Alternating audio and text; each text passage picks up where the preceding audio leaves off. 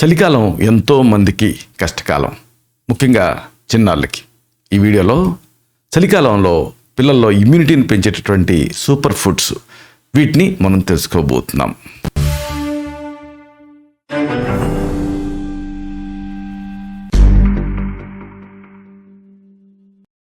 మిత్రులారా నమస్కారం. నేను మీ డాక్టర్ చిరుమామిళ్ళ మురళి మనోహర్. ఈ వీడియోలో ఎంతో ముఖ్యమైన ఆసక్తికరమైన ఈ విషయాన్ని మనం తెలుసుకోబోతున్నాం.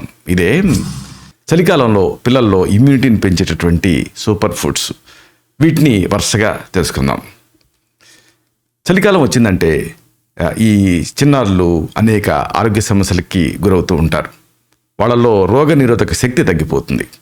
దీంతో వాళ్ళకి ఇక ఎలాంటి ఆహారాలు ఇవ్వాలో తెలియక, వాళ్ళ ఇమ్యూనిటీని ఎలా పెంచాలో తెలియక తల్లిదండ్రులు సతమతమవుతూ ఉంటారు, ఇబ్బంది పడుతూ ఉంటారు.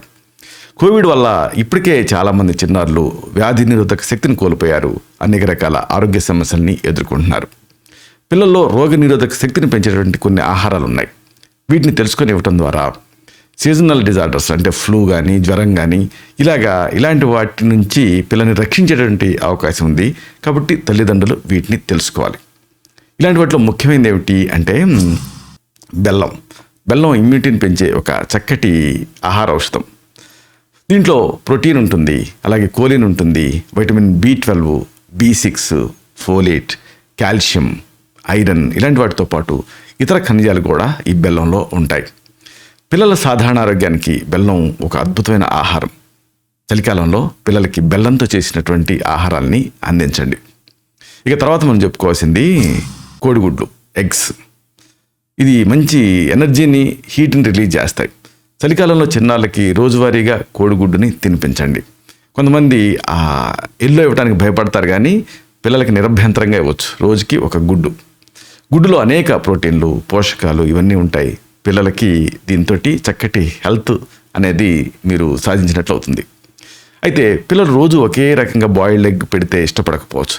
అలాంటప్పుడు ఆయిల్ తక్కువ వేస్తూ bread omelette, egg rice, puffed rice, fried eggs, ఇలా ఏదో ఒక రూపంలో పెట్టవచ్చు. ఇలాగ రకరకాల ఆహారాలను ఇవ్వటం వల్ల వాళ్ళు హాయిగా తింటారు, చక్కగా పెరుగుతారు. తర్వాత ఇంకొక ఆహార పదార్థం చిలకడ దుంపలు, స్వీట్ పొటాటో అంటే గండ్సుగడ్డ. చాలామందికి దీని గురించి తెలియదు, కానీ అద్భుతమైన ఇమ్యూనిటీని పెంచే ఆహారం ఇది. దీంట్లో వైటమిన్లు, ఫైబరు, అలాగే కీలకమైనటువంటి మూలకాలు అనేకం ఉంటాయి. ఇది చక్కటి రుచిని ఇస్తుంది బంగాళదుంపతో పోలిస్తే. పిల్లలు దీంతో దీనికి పిల్లలకి మంచి ఎనర్జీ వస్తుంది, అలాగే మంచి స్ట్రెంత్ వస్తుంది. ఖరీదైన టానిక్ల కంటే ఇది అద్భుతంగా పనిచేస్తుంది. తర్వాత ఈ కాలం ఇవ్వదగిన ఒక చక్కటి ఆయుర్వేద మూలిక ఉసిరితో ఆరోగ్య సిరిని పెంచుకోవచ్చు. దీంట్లో లభించే యాంటాక్సిడెంట్లు ఇలాంటివన్నీ కూడా ఫ్లూ, జలుబు, జీర్ణక్రియ సంబంధ సమస్యలు, ఇలాంటి వ్యాధుల్ని ఎదుర్కోవటానికి సహాయపడతాయి. అలాగే మరొక చక్కటి ఆహారం, రుచికరమైన ఆహారం ఖర్జూరం అంతే. ఈ ఖర్జూరం పండ్లు ఎక్కువగా తినేలాగా పిల్లల్ని ప్రోత్సహించండి. దీంతో హార్మోన్ల నియంత్రణ జరుగుతుంది. అంటే ప్రొకేషియస్ ప్యూబర్టీ ఇలాంటివి ఇబ్బంది పెట్టవు. అలాగే ఇన్ఫ్లమేటరీ ప్రాసెస్ తగ్గుతుంది, ఇమ్యూనిటీ పెరుగుతుంది ఖర్జూరంతో. మెయిన్గా ఫైటో న్యూట్రియంట్స్ ఉంటాయి, కాబట్టి అనేక ఆరోగ్య ప్రయోజనాలు పిల్లలకి ఖర్జూరం ద్వారా అందుతాయి. తర్వాత ఇంకోటి సిట్రస్ జాతి పండ్లు, ఈ నిమ్మ జాతి పండ్లు అంతే. ఎందుకంటే దీంట్లో వైటమిన్ C పుష్కలంగా ఉంటుంది. నిజానికి కొంతమంది పిల్లలకి నిమ్మతో జలుబుది చేసే రిస్క్ ఉంటుంది. అలాంటప్పుడు దానిమ్మ, ఇంకా వేరే కమల, ద్రాక్ష ఇలాంటివి ఇవ్వచ్చు. ఇవి చిన్నారులో ఇమ్యూనిటీని పెంచుతాయి. దీంతో చీటికి మాటికి వ్యాధుల బారిన పడకుండా ఉంటారు. తర్వాత ఇంకొక ఆసక్తికరమైన పదార్థం బీట్రూట్. ఇది అంతే, ఎక్కువ మొత్తంలో దీంట్లో పీచు ఉంటుంది. అందుకని ఇమ్యూనిటీ పెరగడంతో పాటుగా జీర్ణ వ్యవస్థ మెరుగుపడుతుంది. ఇక ఇమ్యూనిటీ పెరగటం వల్ల చీటికి మాటికి వ్యాధుల బారిన పడకుండా ఉంటారు. ఎనర్జీని కూడా ఇస్తుంది ఇది. అలాగే ఇంకొక ఆసక్తికరమైన పదార్థం టర్నిప్. కొంతమందికి తెలియకపోవచ్చు, కానీ ఇది మార్కెట్లో దొరుకుతుంది. దీంట్లో ఆస్కార్బిక్ యాసిడ్ ఉంటుంది, C విటమిన్ ఉంటుంది, అలాగే శక్తివంతమైనటువంటి అనేక యాంటాక్సిడెంట్లు దీంట్లో ఉంటాయి. దీంతో ఇమ్యూనిటీ పెరుగుతుంది. ఇది బయట ఇన్ఫెక్షన్స్ నుంచి మన శరీరాన్ని కాపాడుతుంది. అలాగే పిల్లలకి ఇవ్వదగిన ఒక చక్కటి ఆహారం సూప్స్, వేడి సూప్స్. పిల్లలు తినమంటే ఇబ్బంది పడతారు, కానీ తాగమంటే హ్యాపీగా తాగుతారు. చలి వాతావరణంలో వేడిని అందించడానికి పిల్లలకి ఈ సూప్స్ని ఇవ్వండి. దీంతో ఆ జీర్ణ వ్యవస్థ మెరుగుపడుతుంది.